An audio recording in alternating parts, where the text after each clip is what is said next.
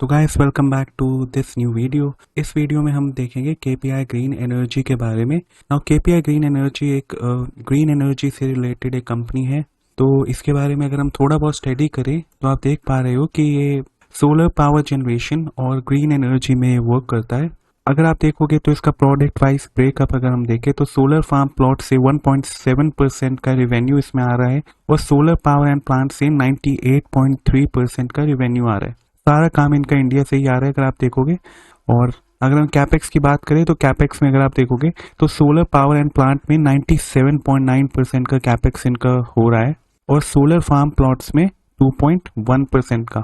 अगर हम प्रॉफिट का ब्रेकअप देखें जो इनके ऑपरेशन से आता है, सोलर पावर एंड प्लांट से 96.4% का प्रॉफिट आ रहा है और सोलर फार्म प्लॉट से 3.6% का प्रॉफिट आ रहा है।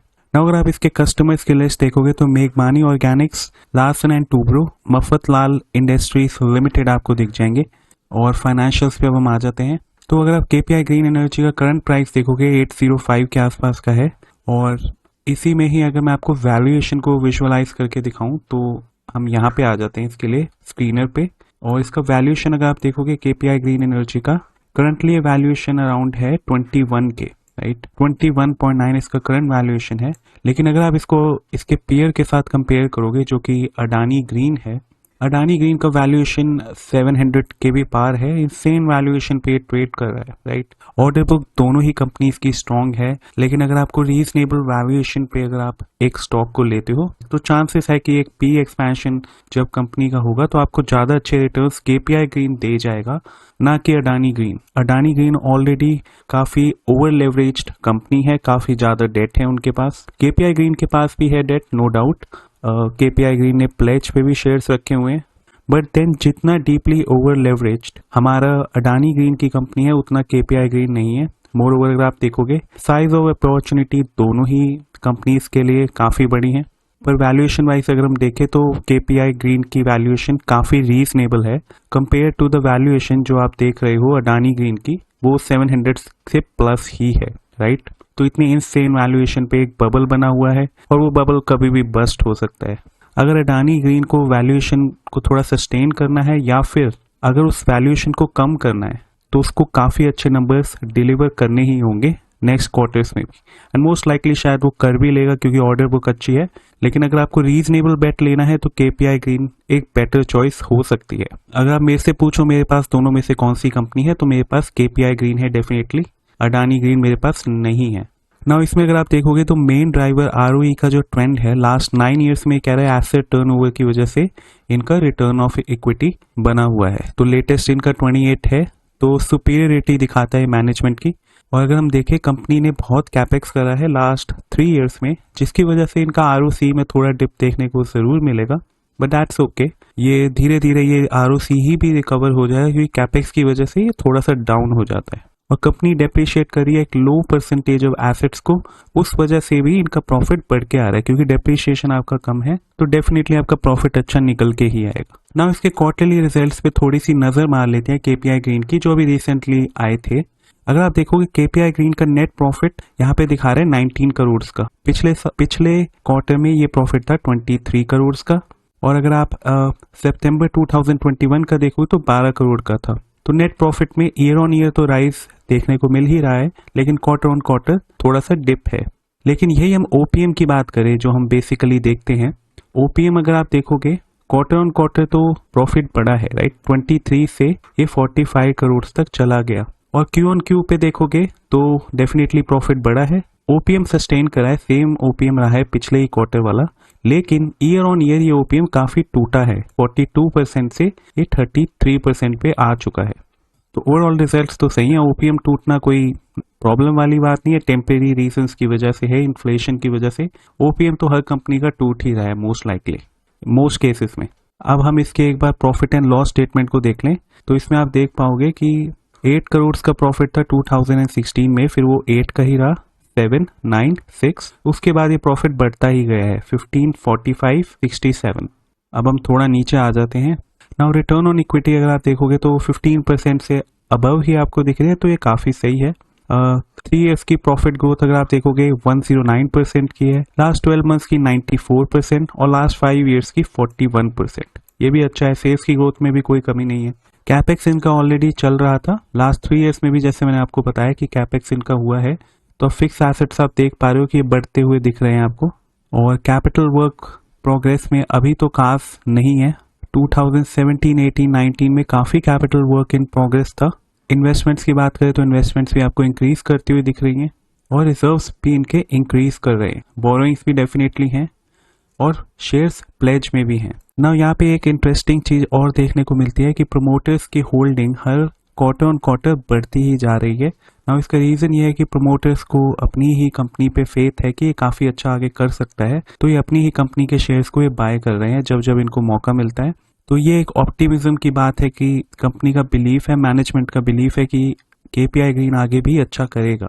नाउ एफआईज की होल्डिंग अगर आप देखोगे वो ट्रिम हो चुकी है 3.2% से 2.4%। डीआईएस ने इसमें कोई होल्डिंग नहीं रखी हुई। पब्लिक की अगर हम होल्डिंग की बात करें तो वो भी क्वार्टर ऑन क्वार्टर इंक्रीज कर चुकी है, बट अगर आप ईयर ऑन ईयर देखोगे तो डिक्रीज कर चुकी है। नाउ इसमें अगर हम फंड फ्लो एनालिसिस देखें तो शेयर कैपिटल आप देख पा रहे हैं 0 करोड़ की दिखा रहा है, लास्ट 3 ईयर्स का हम देख रहे हैं। फिर रिजर्व्स की बात करें तो 55 करोड़ का रिजर्व से आ रहा है सोर्स ऑफ फंड्स, लोन से 257 करोड़, अकाउंट पेएबल से भी 40 करोड़ से, मतलब कुछ अकाउंट से इनके पास या कुछ जो इनके जहां से इन्होंने मतलब पैसा लिया क्रेडिट पे तो 40 करोड़ का भी वो है। और शॉर्ट टर्म लोन्स देखोगे तो 13 करोड़ का, other source of fund 251 crore का। तो अगर टोटल इनफ्लो देखोगे फंड्स का वो 616 करोड़ का है। हम यूज देखे फंड का तो नेट ब्लॉक में 397 crore, capital work in progress 13 crore का, इन्वेंट्री में 91 करोड़ की इन्वेंट्री इनके पास है दिख रही है इसमें, और अकाउंट्स रिसीवेबल में 23 करोड़ आपको दिख रहा है, cash and short term investments में 24 करोड़, और अगर आप टोटल इसको देख लोगे तो 51 और 17 616 करोड़ का ये दिखा रहा है। तो हमें profit and loss statement already देखी उसमें, और यहाँ पे एक बार कैश फ्लो एनालिसिस भी एक बार देख लेते हैं, थोड़ा अच्छे से विजुअलाइज हो जाएगा। नाउ लास्ट 3 ईयर्स का ही देखते हैं। Operating cash flow before the working capital cycle 330 crore का यहाँ दिखा रहा है। वर्किंग कैपिटल साइकिल में 170 करोड़ रुपए लगे, टैक्स इन्होंने पे किया 3 करोड़ का, कैश फ्लो फ्रॉम ऑपरेशंस इनका है 157 करोड़ का। लास्ट 3 ईयर्स में 420 करोड़ का कैपेक्स भी इन्होंने करा है, right. Free cash flow firm की फिर रह जाती है 263 करोड़ नेगेटिव में, मतलब फ्री कैश फ्लो फर्म की नेगेटिव 263 करोड़। फिर इंटरेस्ट अगर आप देखोगे 104 करोड़ का इन्होंने पे करा। डेट जो इनको इश्यू हुआ या रीपे हुआ 295 करोड़ दिखा रहे, मतलब ये इंक्रीज हुआ। Free cash flow equity negative ही है 72 करोड़ की, और डिविडेंड भी इन्होंने 2 करोड़ का दिया जो कि थोड़ा मामूली सा ही है। कोर कैश इंक्रीज 74 करोड़ का नेगेटिव, और फाइनेंशियल कैश फ्लो जो इनको मिला 115 करोड़ का। सो नेट कैश इंक्रीज अगर आप देखोगे 41 करोड़ का इसमें दिखा रहा है। नाउ प्रमोटर्स की प्लेजिंग की अगर हम बात करें, आप इसमें देख पा रहे हो 54.7% की प्रमोटर होल्डिंग है, और 50.47% शेयर्स इन्होंने प्लेज पे दे रखे हैं, राइट। तो ये थोड़ा सा इसमें नेगेटिव फैक्टर है, बट ऑल इन ऑल इनको बैंक से लोन आसानी से नहीं मिल पा रहा था। डेफिनेटली बैंक्स को थोड़ा सा ये था कि क्या ये बिजनेस सस्टेन कर सकता है लॉन्ग टर्म में, और क्या उनके एनपीए ना बढ़ जाए अगर इनको मतलब डेट देते हैं, या इनके बिजनेस में अगर वो फाइनेंसिंग लोन्स देते हैं तो क्या पता है कंपनी उसे रीपे ना कर पाए। तो इन्होंने अपने शेयर्स को एज अ कोलैटरल रखा और उससे उनको लोन्स मिल गए, राइट। तो ये तो था केपीआई ग्रीन एनर्जी के बारे में। अब हम थोड़ा सा इसकी टेक्निकल एनालिसिस कर लेते हैं। तो ये मेरे पास चार्ट आ गया है केपीआई ग्रीन एनर्जी का। यहाँ पे कुछ चीजें हम करके देखेंगे और देखेंगे किस लेवल्स पे आप इसमें एंट्री ले सकते हो। तो मैं अगर फिबोनाची इंडिकेटर यहाँ लगा दूं तो इस पे अगर आप देखोगे ये कुछ लेवल्स आपको दिखा रहा है। तो लेवल्स अगर हम देखें तो अगर आपको 640 का लेवल दिख रहा है, ये वाला लेवल, और 640 से लेके 700 के बीच का लेवल भी काफी अच्छा है इन्वेस्ट करने के लिए। इसमें एंटर आप कर सकते हैं। मैंने खुद रिसेंटली 707 के आसपास इसमें एंट्री ली थी जब ये यहाँ पे था।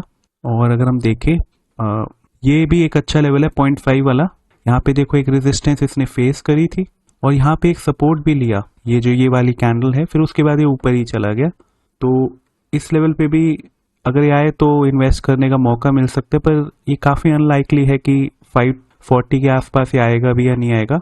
अगर इसमें डिप आती भी है तो 640 से लेके 700 के बीच में आप इसमें इन्वेस्ट कर सकते हो।